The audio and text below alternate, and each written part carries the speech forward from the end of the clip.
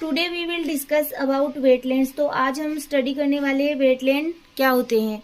Wetland are area. सबसे पहले आपको डेफिनेशन नोट डाउन करनी होगी, फिर डेफिनेशन लिखने के बाद में आप लिख सकते हो introduction. Wetland are areas where water covers the soil.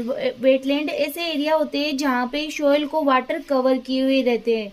It supports both terrestrial and aquatic species. ये टेरिस्ट्रियल और एक्वेटिक दोनों स्पीसीज को सपोर्ट करते हैं। इंडिया हैव 7,57,060 वेटलैंड्स, जो कुल लैंड का 4.6% रीजन इंक्लूड करती है। इंडिया में हिमालय की हायर डिग्री लेक से लेकर Brahmaputra, alluvial plain, Ganga flood plain and marshy land के east and west sea bed से लगे कम्प्रीहेंसिव मैंग्रोव, मार्सी डिफोरेस्टेशन का saline plain land ETC high wetland diversity region आते हैं। तो यहाँ से आप देखो ना, तो ये आपके वेटलैंड्स है, यहाँ पर प्रेजेंट होते हैं वेटलैंड्स इंडिया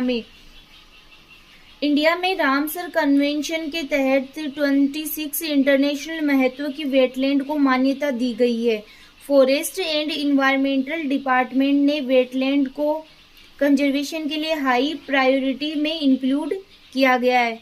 जो रामसर कन्वेंशन है, ये एक ईरान की एक कंट्री है, इसको भी हम आगे स्टडी करेंगे अलग से। रामसर कन्वेंशन जो आपके सिलेबस में दे भी रखा है। Wetland ecosystem. वेटलैंड ना तो डेप्थ वाटर बॉडी है, ना ही टेरेस्ट्रियल इकोसिस्टम है। ये ऐसे मार्सी एरिया है, मतलब दलदली क्षेत्र है, जहाँ होल ईयर और ईयर के सम मंथ में नेचुरली और आर्टिफिशियली रूप से साइलेंट बहता हुआ मीठे या सेलाइन वाटर वाली मेराइन और नॉन मेराइन वाटर का कोआगुलेशन है, मतलब संयुग्मन है एक प्रकार से।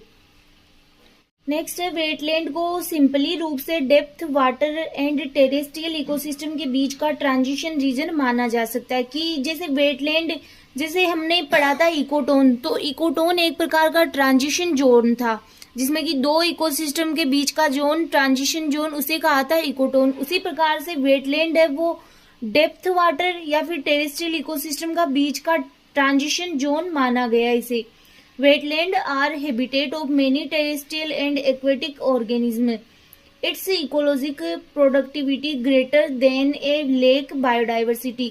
इसकी जो इकोलॉजिकल प्रोडक्टिविटी होती है वो एक लेक बायोडाइवर्सिटी से ज्यादा होती है। वेटलैंड में ग्रो करने वाले इक्वेटिक प्लांट्स जो नेक्ड आई से देखे जा सकते हैं मैक्रोफाइट कहलाते हैं। तो ये आपके अलग से क्वेश्चन बन गया, मैक्रोफाइट किसे कहा जाता है। इकोलॉजिकल अरेंजमेंट बनाए रखते हुए ये nutrient regeneration and neutralise toxic substance, so it is called nature's kidney. अब एक क्वेश्चन ये बन गया कि नेचर की किडनी किसे कहा जाता है, वो होते हैं वेटलैंड, क्योंकि ये क्या करते हैं कि ये जो टॉक्सिक सब्सटेंस होते हैं उनको न्यूट्रलाइज करते हैं, इसलिए इन्हें कहा जाता है नेचर्स किडनी, प्रकृति की किडनी कहा जाता है इन्हें। फिर आपके क्लासिफिकेशन ऑफ वेटलैंड्स।